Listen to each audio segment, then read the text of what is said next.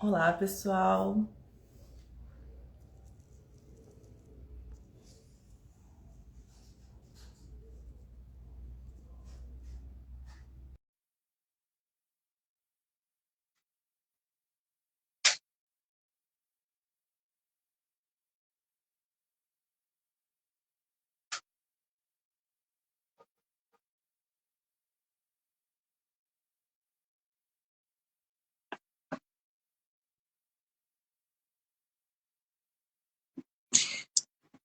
Boa noite, Nilton. Não consigo aceitar você.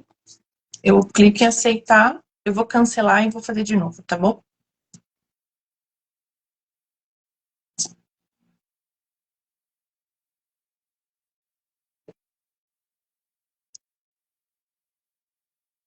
Te mandei o convite, vê se aparece para você agora.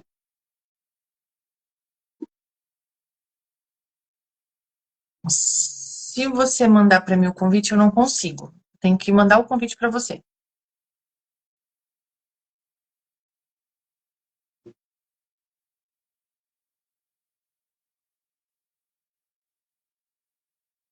Vê se aparece para você.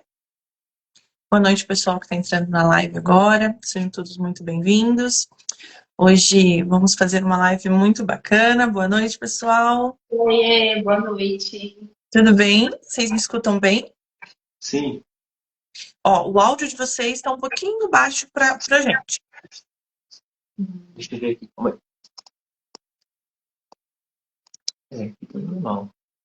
E agora, tá melhor? Tá um pouco ainda longe. Vocês são de microfone? Não. Não. Não? Então pode ser que só seja para mim, mas qualquer coisa a gente vai se adaptando, tá bom? Ok. Então vamos lá, pessoal. Vocês querem apresentar? Como é que vocês pretendem? Me explica. Sim. A gente quer agradecer, né, por você ter aceitado o nosso convite. É um prazer, é uma honra para a gente ter você aqui no nosso perfil, embora você tenha chamado a gente, né, porque a gente está com aquela dificuldade agora que mudou as configurações. Mas é uma honra para a gente ter você aqui com a gente, né, para poder falar, para poder compartilhar conhecimento. É uma forma que a gente consegue ajudar pessoas também, né, e falar aqui, trazer a psicanálise para o pessoal aí do nosso Instagram. Então, muito obrigada. Já quero começar agradecendo a você.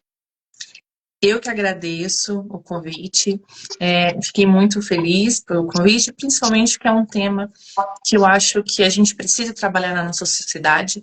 Infelizmente, ainda existe muito disso, né? Sobre os ciúmes, o controle, a traição.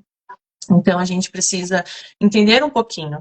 A gente acha que o ciúmes é uma coisa simples, mas é muito mais complicada do que a gente imagina. A traição é a mesma coisa. E a gente culpa o outro por algo que é nosso. Então, isso é muito importante a gente também trabalhar e entender o que se passa. Então, muito obrigada pelo convite. Legal. Bacana. Bom, pessoal, vocês vão chegando aí, vão curtindo a live, vão compartilhando com as pessoas. E vamos já dar sequência nessa live. Quero que você se apresente um pouco aqui pro pessoal, já que no nosso perfil pode ter pessoas que não te conhecem. Fala um pouquinho sobre você e aí você vai começar respondendo a pergunta do tema principal, que é ciúmes, traição, controle. O que está por trás dos relacionamentos difíceis? Muito bem. Então, boa noite, pessoal. Prazer. Meu nome é Diana Amaral, sou psicanalista clínica, sou diretora do CETEP e hoje a minha clínica é voltada mais para mulheres que vieram de relacionamentos abusivos. Muitas pessoas me perguntam, Diandra, por que desse modelo de clínica que você optou? Então, eu trabalho nesse modelo porque durante 14 anos eu sofri um relacionamento abusivo, desde o sexual ao o psicológico. Então, eu não entendi o que era isso. Para mim, é exatamente o que a gente vai falar um pouquinho sobre hoje. Que eu achava que eram ciúmes, que era normal, que era um controle. E aí, com o tempo, eu fui entendendo que isso não era, de fato, o que acontecia. Então, hoje a minha clínica é voltada exatamente para esse tipo de atendimento.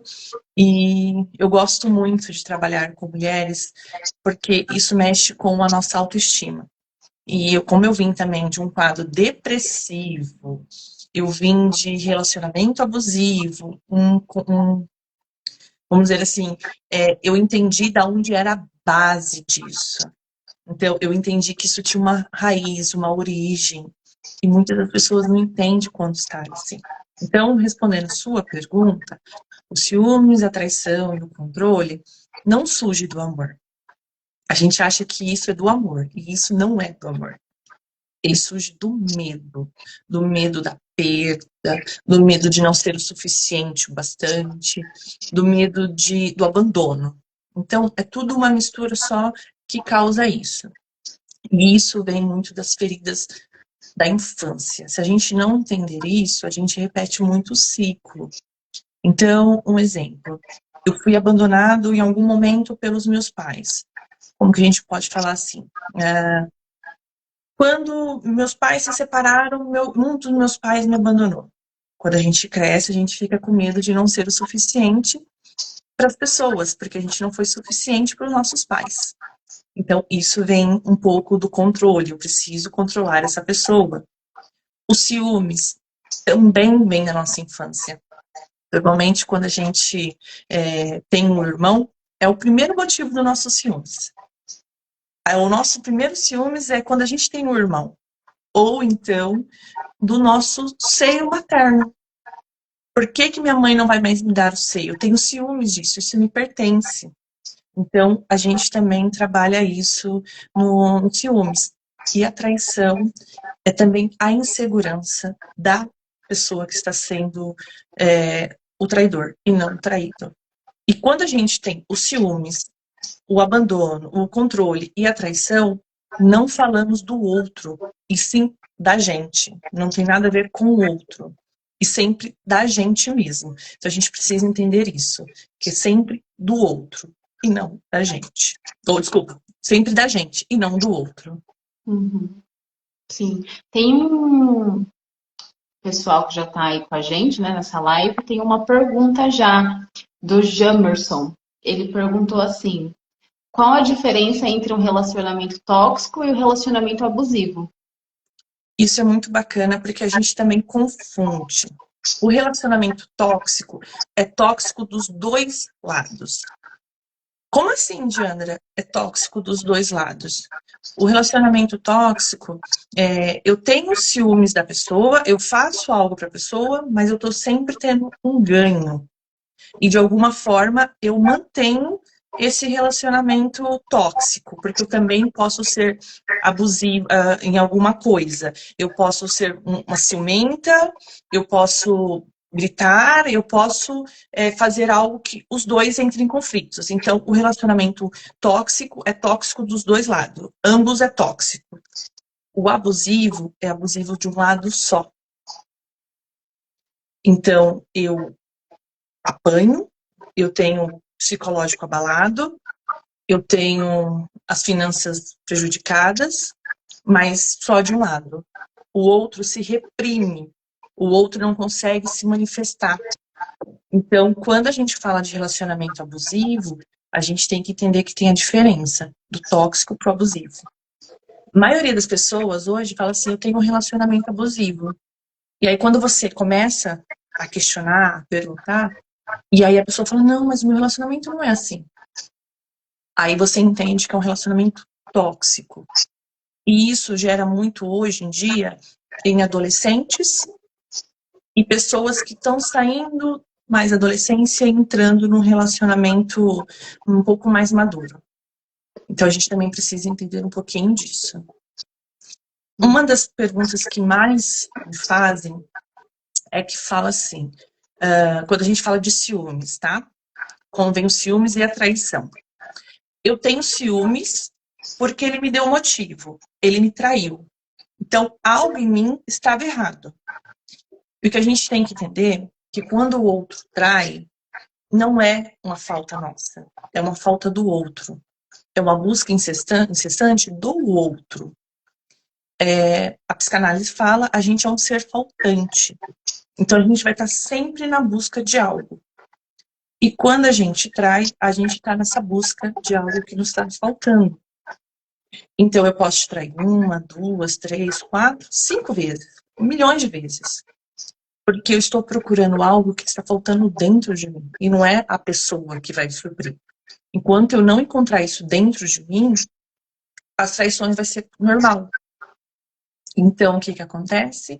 A pessoa acaba atingindo o nível um pouco do narciso dela. Eu traio, eu controlo, eu manipulo. Então, sempre vai ter esse momento assim de a culpa é minha, mas não. Lembrando, novamente, quando a gente fala dos ciúmes, da traição e do controle, não se trata do outro, e sim da gente. E pensando nisso daí, me surgindo aqui umas dúvidas. Então, a pessoa que trai, né? Geralmente ela costuma, não sei se é um costume, né, de ter ouvido, de ter escutado de outras pessoas, mas ela costuma dizer, eu traí porque me falta isso em casa, porque a mulher faz assim, porque ela é assim, porque ele é assado, ou porque ele é assim, porque ele não me dá atenção. E aí você falou que é uma coisa que está faltando nele, na verdade, né? Então, aí quando ele busca fora, que ele percebe que, na verdade, também não satisfez ele por completo, porque a completude não vai atingir, ele fica pensando, então, numa justificativa para o erro dele, seria mais ou menos assim? O que que acontece?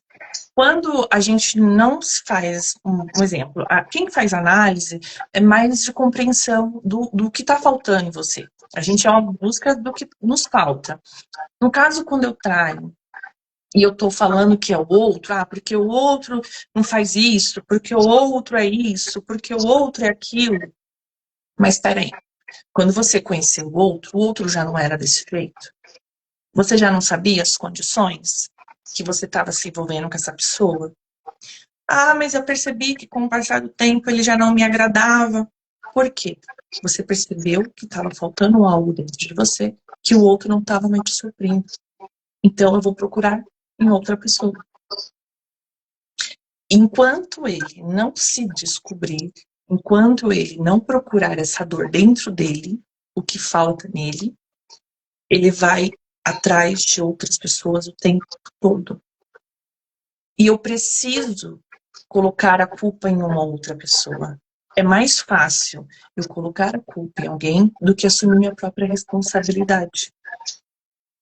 Então, é basicamente isso. A busca do outro é algo que está dentro de uma falta minha. E eu nunca vou encontrar no outro. Eu gosto da frase de Schopenhauer que diz, né, que é a ânsia de ter e o tédio de possuir, né? Então, acho que você falou muito bem que a gente se relaciona com uma pessoa e a gente já sabe como que ela é. Porém, a gente tem aquela ânsia de entender que não, o que falta em mim está naquela pessoa. E aí, quando você tem a pessoa, você descobre que, na verdade, não é ela que tem aquilo que te completa, né? Você fica naquele tédio de possuir aquilo e aquilo não te completa, né? Eu acho que tem algumas perguntas aqui, o pessoal está afiado hoje. Ó, eu acho que a Sami queria que a gente voltasse um pouquinho para falar sobre isso na infância. Acho que você falou adolescência. Na adolescência. E depois. Eu falei que normalmente o relacionamento tóxico é mais voltado para esses relacionamentos da adolescência saindo da vida adulta. Por quê? A gente ainda tem essa insegurança. Na adolescência, a gente ainda não tem uma formação completa do eu. Então, eu estou nessa fase de desenvolvimento. Você pode perceber que na maioria dos relacionamentos de adolescentes, você vê muito esses ciúmes, essa posse. Ele é meu, é uma disputa com o outro. Porque eles não têm noção ainda do que lhe falta. Principalmente na geração de hoje. A gente brinca que essa é a geração Nutella. Só que essa geração Nutella é feita pela geração Cacau. Porque se não fosse o Cacau, não teria Nutella. Então, o que a gente não entende? Nós passamos para essa geração todas as nossas inseguranças. Então, a gente não passa para os adolescentes que vai existir essa falta. Que eles precisam entender que existe uma falta dentro deles. E os pais tentam suprir essa necessidade dessa falta. Só que é uma falta do outro, não é dos pais. Então, principalmente os adolescentes entram nesse conflito. Entra na insegurança, é muita disputa hoje em dia com o outro. Então, principalmente mulheres, é muita disputa entre mulheres. Então, eu tô namorando na adolescência, passo uma menininha bonitinha, o meu namorado olha. Então, o que ela tem que eu não tenho? Eu preciso mudar algo em mim. Por isso que é importante esse entendimento do eu. O que eu hoje vejo muito, se todo mundo pudesse, né, e tivesse essa noção do quanto é importante a gente começar a análise pessoal bem novo, a gente não teria uma nação tão doente hoje na fase adulta. Porque tudo que a gente sofre hoje foi consequência daquilo que a gente não conseguiu lidar lá no passado. Então a gente entra em conflitos, a gente tem medo, a gente tem receios, a gente tem insegurança. Hoje, não sei vocês, mas é tão difícil você conhecer uma pessoa que é segura de si. Ela sempre está se comparando, sempre querendo algo melhor do que o outro, porque entra novamente nisso.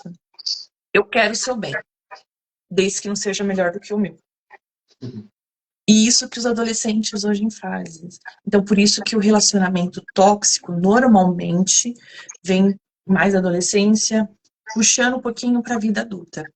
Na fase adulta, entra mais os relacionamentos abusivos. Porque eu já tenho uma certa formação do que eu sou, do que eu já traumatizei, não consegui trabalhar, e aí eu transfiro isso para um relacionamento extremamente abusivo. Então, eu já não falo, eu agrido, eu controlo, eu manipulo, e aí já começa um transtorno um pouco mais avançado. E entra também uma parte da repetição, por exemplo, os filhos ver como que funciona o relacionamento dentro de casa dos pais, né? Então, se é um relacionamento desse tóxico, onde ambas as partes estão sempre em guerra, sempre em luta, sempre em discussões, sempre, né, naquele movimento.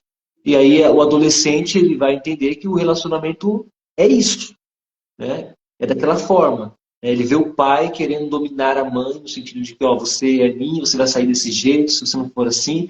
Então, quando ele arruma uma namorada, ele entende que ele tem que ser daquele jeito. E a filha, ao ver a mãe se submetendo a todas essas circunstâncias, ela entende que o relacionamento é assim: a mulher é calada, a mulher se submete, a mulher não tem vontades, a mulher não tem desejos, a mulher não pode ter opinião ou fala, e aí ela entende que quando ela entra no relacionamento, e aí ela vai procurar também esse tipo de relacionamento, né, acaba entrando naquela parte também, e aí ela vai em busca desses relacionamentos tóxicos e abusivos. Também Exatamente. É um ciclo que a gente repete, né? Quando eu entrei no relacionamento abusivo, eu não entendia o que era um relacionamento abusivo. Por quê? Eu via isso dentro da minha casa. Minha mãe tinha um relacionamento abusivo com meu pai, e aonde gerava o controle, os ciúmes e muita traição da parte do meu pai. E minha mãe tinha uma dependência emocional muito grande dele. Então, você imagina, há 30 anos, mais de 30 anos atrás, a mulher era, bem dizer, submissa ao homem. Principalmente porque não tinha essa de a mulher dar sua opinião. Então, o que aconteceu? Eu via meu pai brigando com a minha mãe, eu via meu pai batendo na minha mãe, e minha mãe sempre calada. Quando eu cresci, o que eu entendi? Que eu precisava ser igual à minha mãe. Porque senão eu ia ser abandonada. Quando a minha mãe optou por falar, ela foi abandonada. Então, eu entendi que eu precisava repetir o ciclo da minha mãe. Então, eu entrei no relacionamento que é onde os ciúmes eu achava que era amor. Eu não quero que você fale com fulano. Ele me ama, por isso que ele não quer que eu fale. Aí começou a controlar o que eu fazia, com quem eu falava, o que eu comia, o que eu vestia. Aí começou os empurrões, começou a fala mais alta, começou o primeiro tapa, e assim por diante. Mas eu repeti um ciclo, porque eu via isso dentro da minha casa. E realmente acontece isso também quando é o abusador. eu vejo dentro da minha casa isso e eu preciso me mostrar forte lá fora. Então, já que meu pai faz e funciona com a minha mãe, eu vou fazer com a pessoa que eu estou. O que é totalmente errado. Porque, às vezes, é o contrário. Eu não preciso ser um abusador para alguém me respeitar. Eu posso ser quem eu sou de fato sem precisar disso. E lembrando novamente que tanto o ciúmes quanto o controle e a traição é um problema de autoestima. Eu traio porque eu não confio na minha autoestima, eu controlo porque eu me posso ser abandonada e eu tenho ciúmes porque eu não tenho a confiança em mim. Então tudo isso também está interligado. Eu tenho que uma pergunta, né? Eu só vou pedir para vocês falar um pouquinho mais alto, porque o retorno tá bem baixinho para mim. Tá. Tá me ouvindo melhor? Não. Tá melhor? Tá melhor? Tá Tá melhor? Tá me ouvindo? Tá. Tem uma pergunta que é assim: é possível ter um amor seguro? Dá para ter amor e segurança juntos? Dá. A gente acha que o amor precisa ter insegurança. E não é isso. O amor é seguro quando a gente é seguro da gente. Tem uma frase que eu adoro, e eu gosto muito de falar isso. O que nos prende é a liberdade. Quanto mais liberdade eu dou pro meu amor, mais preso eu tenho essa pessoa. Porque ela deixa ser quem eu sou. Então dá sim para ter um amor seguro. Você percebe que o amor é seguro quando você não precisa se limitar. Você não precisa se moldar ao relacionamento. Lógico que você vai adaptar algumas coisas para ambos não se machucarem, mas você vai negociar se isso é bom ou não para você. A partir do momento que é só bom para um e ruim para o outro, você já percebe que ali não tem uma segurança. E eu vou me sentir segura no relacionamento quando a pessoa mostrar para mim que ela confia em mim. Como a gente confia, dando essa liberdade. É estranho, eu falo isso para todo mundo também. A gente, quando sai de um relacionamento abusivo, a gente tem tanto medo de entrar num relacionamento saudável que a gente, quando entra, a gente desconfia.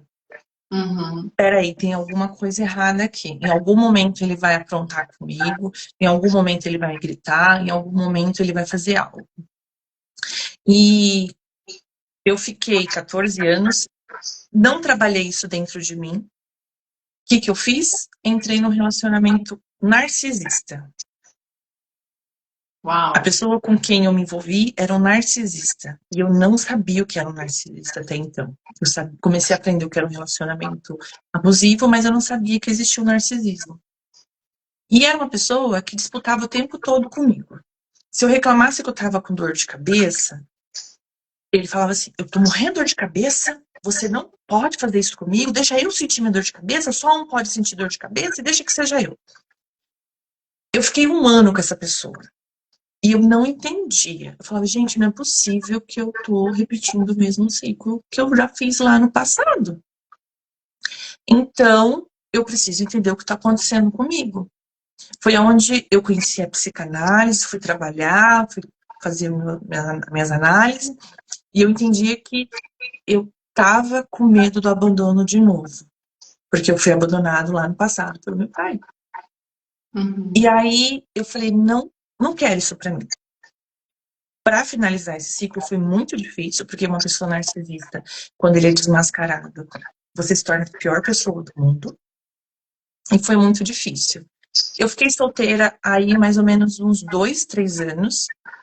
E aí eu me envolvi com uma outra pessoa. E aí eu entendi o que era um relacionamento saudável. E isso, no começo, me assustava. Eu falava, na primeira oportunidade, a pessoa vai aprontar comigo. Ela vai me bater, ela vai me trair, ela vai me... Alguma coisa ela vai fazer. E aí, não acontecia. Não vinha a traição, não vinha os gritos, não vinha o controle. Eu falava, não, tem uma coisa errada. ele tá manipulando muito bem a situação. E foi aonde eu entendi que existia um relacionamento saudável. Que eu podia ser eu. E ele podia ser ele. Que é onde entra essa frase. O que me prende ao amor é a minha liberdade. Ele me dava a liberdade que sempre me faltou. Então, existe sim um amor saudável, sem precisar se preocupar.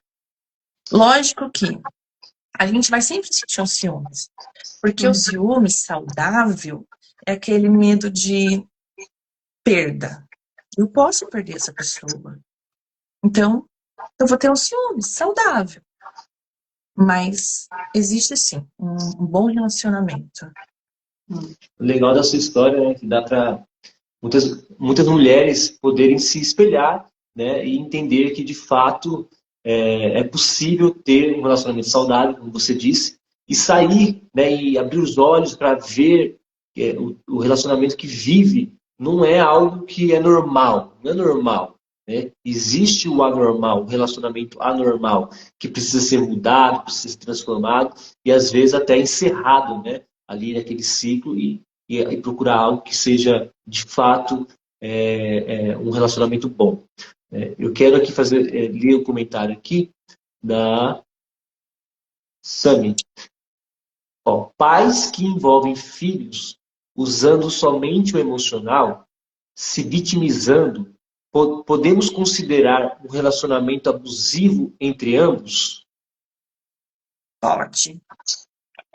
Quando a gente fala de relacionamento abusivo, todos nós vivemos relacionamentos abusivos, tá? Nosso primeiro relacionamento abusivo é com os nossos pais. Porque quando a gente é criança, a gente não tem a autonomia do eu. Então, quem escolhe nossas roupas é os nossos pais. Quem fala o que a gente vai comer é os nossos pais. Então, tudo isso envolve os nossos pais. Só que, às vezes, os pais entram mais no emocional. Então, eles manipulam também a situação, eles fazendo de vítima. Um exemplo, eu já peguei casos de mulheres que se sente a mãe do relacionamento. Por quê? A mãe sempre falou mal do pai, projetando o pai como ruim. Mas essa é a visão da mãe, e não do filho. Então, o que a criança faz? Projeta o pai como o pior homem do mundo. Então, tem sim esse relacionamento abusivo também. Os pais podem se tornar cada vez mais abusador. Mas lembrando também que aí entra um pouco do narcisismo, né? Os pais podem ser um narcisista na relação. Eles têm que ser exatamente o que eu estou falando, da forma que eu estou mandando, e aí a gente também tem que entender um pouquinho disso. Nesse contexto que a Samir perguntou, existe sim uma possibilidade de considerar um relacionamento abusivo quando os pais se fazem de vítima. Principalmente com crianças, né? Porque as crianças não entendem o processo ainda. Então, isso a gente pode considerar assim um relacionamento abusivo. E você está falando aí, eu estou me lembrando que nós temos um filho, nós temos 4 filhos, né? E um deles tem 5 anos de idade. E há um tempo atrás ele fez uma fala assim, tipo assim, ó, vocês me abandonaram. Vocês me abandonaram. Quando a gente abandonou, filho? Porque a gente foi trabalhar, né? Então, como que ele internalizou aquilo ali? Como um abandono, né? Como a gente quer ser abandonado. E isso pode, ele pode internalizar isso e futuramente, né? Não sei, num relacionamento, ele pode ter essa preocupação, esse medo, né? Essa ansiedade da perda, de que se alguém for embora, então eu preciso ser bonzinho, né? Eu preciso ser obediente, eu preciso fazer tudo o que eles me pedem, porque se eu não fizer, eles vão embora, né? Eu acho que a gente tem que ter esse cuidado mesmo na infância, porque ela vai internalizar da forma que vier para ela e ela entender, né? Muito isso. Mais uma pergunta. Esse seu filho, ele é o mais velho? Ele é o mais novo? Ele é do meio? Ele é o último. Mais novo. Ele é o último. Se ele fala que você o abandonou, é que provavelmente ele percebeu que algum dos seus outros filhos pode ter tido essa fala. Quando a gente tem outros filhos, principalmente o mais velho tem a síndrome do abandono. Eu não fui o suficiente para o meu pai e para minha mãe. Aí eles me fizeram um outro filho. Não satisfeito, ele foi fazer mais outro. Não satisfeito, fez um outro filho. Então, quer dizer, eu não fui bom o suficiente para ele. Normalmente, quando a gente tem irmão, o que a gente fala? A gente pirraça o nosso irmão. Então, a gente fala, vocês estão me escutando? Travou vocês. Sim. Então, o que acontece? Normalmente, quando a gente quer pirraçar o nosso irmão, o que a gente fala? Meu pai não te ama. Você é adotivo. Eles vão te abandonar igual eles me abandonaram. Então, provavelmente, em algum momento, o mais velho deve ter falado isso. Eu fui abandonado pelos meus pais. Você também vai ser. Uhum. Então, se ele está te falando, já é um sinal para a gente se alertar e trabalhar isso. Não é um abandono. Ele tem muita sensação de abandono, sabe? Inclusive, essa semana ele até teve uma crise existencial. Eu falei que teve uma crise existencial com 5 anos. Porque a gente estava conversando e ele teve uma crise de choro com medo que a família fosse morrer, sabe? Que eu fosse morrer, que o Nilson fosse morrer. Essa questão mesmo, assim, do medo dele ser abandonado, né? Minha avó vai morrer, meu avô vai morrer, eu não quero que ninguém morra. Inclusive, para poder fazer a live, ele também chorou porque queria estar junto. E aí, assim, a gente essa é uma dúvida também que eu tenho, né? Para você. Por mais que a gente faça tudo ali para não ter essa sensação, não trazer essa sensação do abandono e tudo mais, uma criança, né, que não teve isso de ser abandonado, de ter pais separados, que cresceu até que numa estrutura familiar boa, a gente pode considerar, mas que quando cresce entra num relacionamento desses níveis aqui que a gente está falando, o que a psicanálise e como que a psicanálise explicaria, já que a pessoa não teve uma estrutura tão ruim familiar? Vamos lá, a gente pode não ter uma estrutura familiar ruim, mas também eu posso ter dado tudo para os meus filhos e não ter ensinado a frustração para eles. Então, já que eu tive tudo, eu vou ter tudo o tempo todo. Então, eles não vão saber lidar com uma frustração. Então, quando alguém me bate, eu quero entender por que ele está me batendo. Vou esperar ele me bater de novo. O que eu fiz de errado? Para eu melhorar. Então, eu vou procurar sempre melhorar por que essa pessoa não quer ficar comigo. Eu preciso melhorar. Então, não é porque é só a base de uma família desestruturada. Não é isso. É a pessoa elaborar cada processo da vida dela. Então, entender que a gente é um ser faltante, a gente nunca vai estar completo. Isso precisa ser explicado. Um exemplo, o seu filho, quando ele tem essa crise que, eu vou perder os meus pais, eu vou perder... Você tem que explicar para ele nessa primeira fase que todo dia a gente vai embora, todo mundo vai embora um dia. Sim. E ele não precisa ter medo, que você está aqui, que vocês são presentes.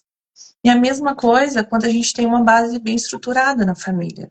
É entender que você, às vezes, não vai ser suficiente para o outro. Você tem que ser suficiente para você. Então, se o outro te rejeitar, você não precisa melhorar pelo outro. Muito pelo contrário. Você tem que se melhorar sempre por você. E se o outro te rejeitar, saia. Então, não é exatamente porque tem uma base desestruturada.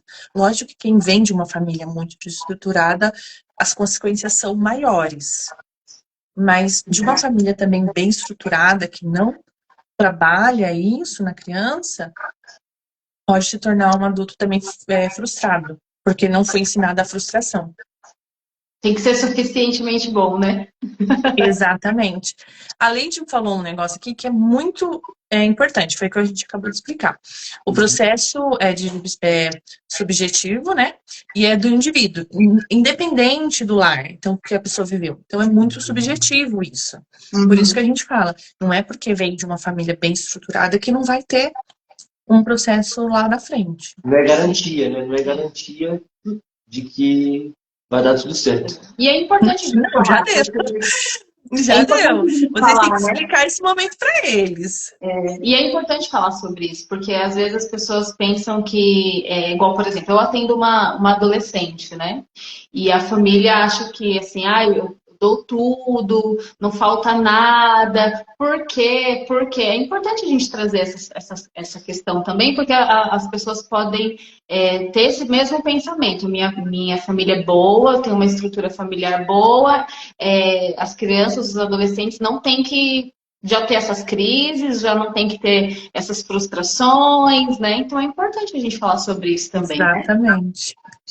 Quando a gente também não aprende a lidar com as frustrações, a gente cresce um adulto frustrado. Porque a gente precisa lidar com isso, a gente precisa receber o não. Ah, mas ele nunca recebeu não. Exatamente. Na hora que ele não recebeu o não, quando a vida nos ensina, quando chega o não, eles não querem. Então também tem muito isso. Eu não atendo hoje em dia adolescente, mas eu já atendi e muitos dos adolescentes que vêm para a clínica é culpa dos pais. E isso que os pais não entendem. Porque, eu faço de tudo para os meus filhos. Tá aí, fazer de tudo, não deixar eles serem eles. Então, novamente, a culpa, como Freud fala, é sempre da mãe. A partir do momento que a mãe tira o filho do útero, já é a culpa da mãe. E a gente precisa lidar com isso. A criança precisa entender que ela vai ter frustrações. E ela precisa entender que ela precisa elaborar essas frustrações dela. Não é tudo do jeito que ela quer. Lógico que a gente vê assim, que quando a gente recebe muito não, quando a gente cresce, a gente normalmente se torna uma criança mais reservada, com medo do não, então a gente se fecha mais. E quando a gente recebe muito sim, quando a gente recebe não, a gente se transforma. Normalmente a gente pode se tornar um abusador quando a gente é muito mimado, vamos dizer assim. Então isso também é muito importante falar. Sim. Legal. A Leide comentou aqui, legal, o pessoal está interagindo bastante. E, pessoal, continue aí fazendo perguntas, interagindo com a gente, tá? Aproveita que temos bastante conteúdo aí, ó, uma psicanalista com bastante conteúdo para nos trazer aqui, tá? A Leide disse assim, ó, a falta é condição humana. É importante ter a falta. Isso faz a vida se movimentar e buscarmos ser melhores. Se já tenho tudo, o que vou buscar? Né? Nós somos desejantes, né? Então, exatamente. Se eu não sou frustrada, o que está me faltando? Eu já tenho tudo. E aí que tá, é o nosso erro, achar que a gente tem tudo. Lembrando que a gente, novamente, é um ser faltante, vai sempre faltar algo. Um exemplo, eu tenho um sonho de fazer uma viagem. Aí eu luto por aquela viagem. Faço a viagem. Logo eu vou ser frustrada de novo, porque eu preciso pensar, movimentar, eu preciso desejar algo novamente. E se eu não fizer isso, a gente fica parado. Então a gente é um ser faltante, nunca vai ter essa completude dentro da gente. A gente precisa entender isso também. Sim, sim. É importante.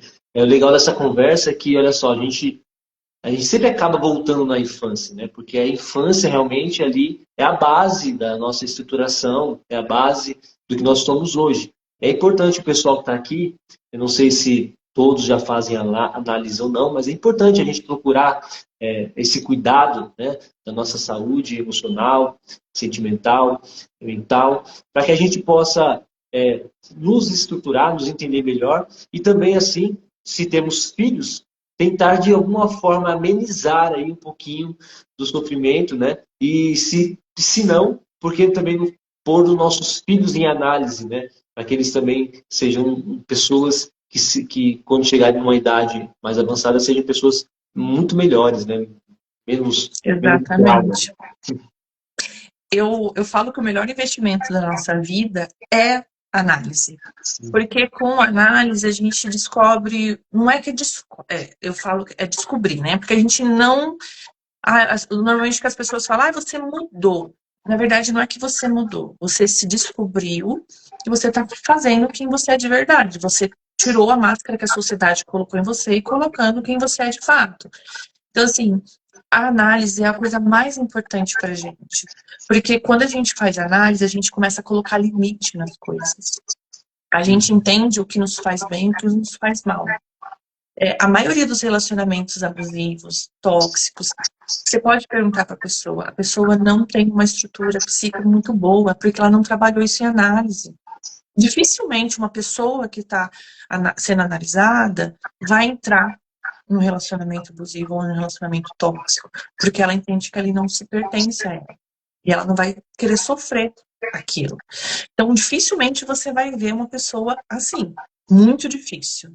Então, assim, análise pessoal é um dos melhores investimentos que a gente tem. Então, quem puder fazer terapia, faça, assim, que é muito importante. Sim, extremamente importante, sim. E aí, assim, mudando só um pouquinho o foco, só que no mesmo assunto. Quando a pessoa está no relacionamento, ela identificou que precisa terminar, e a gente sabe que aí envolve a dependência emocional, né? Mas ela sabe que ela precisa terminar aquele relacionamento, mas ela não consegue. Ela não consegue sair disso. E conhecendo aqui um pouco da sua história que você trouxe pra gente, eu também já fui em palestras que você ministrou lá, né? Lá você falou um pouquinho mais. O quanto é difícil sair disso, né? Eu queria que se você pudesse falar um pouco dessa, como sair disso, porque é muito complicado, muito difícil, né? Ainda mais se a pessoa for dependente emocional, né? Exatamente. Um ponto muito importante quando você identifica. Quando você identificou, uma das coisas melhores que eu fiz foi pedir ajuda. Quando eu entendi que eu estava no relacionamento abusivo, eu fui procurar ajuda. Procurei ajuda de uma pessoa que na época não me ajudou, na verdade.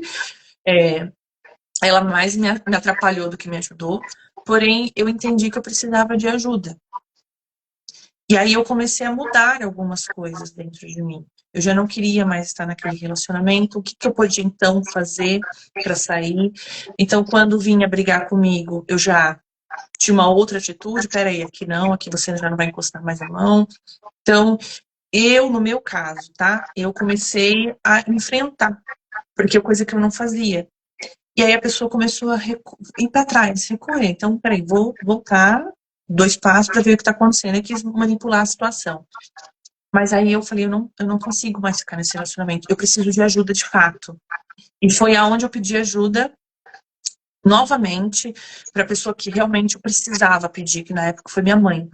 E aí eu falei para minha mãe, eu preciso sair desse relacionamento, eu necessito acabar esse casamento. Minha mãe nunca me perguntou o motivo da minha separação, nada. Eu só falei, eu preciso de um abrigo, porque eu não tinha para onde ir na época. E minha mãe falou, venha. E aí, na época, deu muita confusão, fui xingada de tudo quanto é nome, porque eu estava traindo ele, porque eu era uma vagabunda, que eu era isso, que eu era aquilo. E aí eu coloquei na minha cabeça, eu prefiro ser xingada do que continuar nesse relacionamento. Eu prefiro ser humilhada agora e a verdade futuramente vir à tona do que permanecer nesse relacionamento. Depois de muitos anos, uma conversa informal eu e minha mãe, e eu comecei a contar para ela o que estava acontecendo. E ela falou que a culpa era dela, porque eu via isso dentro da minha casa.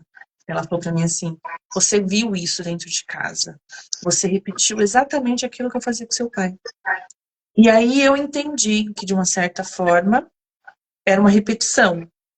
Só que minha mãe não teve culpa, porque eu também em nenhum momento fui pedir ajuda para ela, em nenhum momento eu contei para ela o que estava acontecendo. Por mais que todo mundo visse esse lado abusivo dele, ninguém se metia, porque ele tem tinha um pouco de traço narcisista. Então ele era o bom filho para a sociedade e, dentro de casa, o mau marido. Então, uma das coisas principais quando a gente vira essa chavinha dentro da gente é procurar ajuda, seja de família, seja psicológica, seja denunciando. E o que eu sempre vou falar, tá? Denuncie. É muito importante a denúncia. Porque se ele faz com você, ou ela, porque a gente acha que relacionamento abusivo é só do lado do homem, não é, tá? Se tem um relacionamento abusivo, denuncie. É muito importante. Porque às vezes a pessoa também nem percebe que tá sendo abusivo. Porque é um ciclo que está se repetindo. Então, denuncie, pede para a pessoa procurar ajuda para poder sair disso. Então, o primeiro passo é pedir ajuda. E a análise ajuda a gente a identificar os primeiros sinais, né? Ali, igual, por Exatamente. exemplo, o caso que está repercutindo aí daquela mulher, né, que levou mais de 60 socos e tudo mais.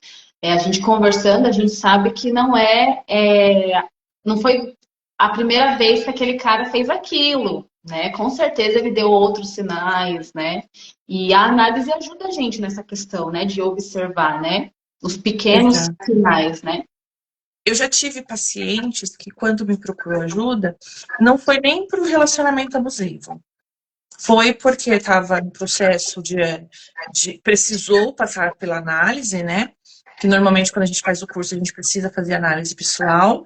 E aí ela entrou para fazer análise e numa das sessões ela acabou revelando coisas dela que ela começou a parar para pensar. Ela falou: não, peraí, eu vivo um relacionamento abusivo. E era um relacionamento abusivo mesmo, não era tóxico. Ele embebedava ela para abusar dela sexualmente. E ela falava assim: nossa, mas eu nem percebi. Na época eu nem percebi, eu achava que era um fetiche dele. Só que eu lembrava de ter transado com ele, dormia no meio da relação e eu acordava toda machucada. Ele me batia um tapa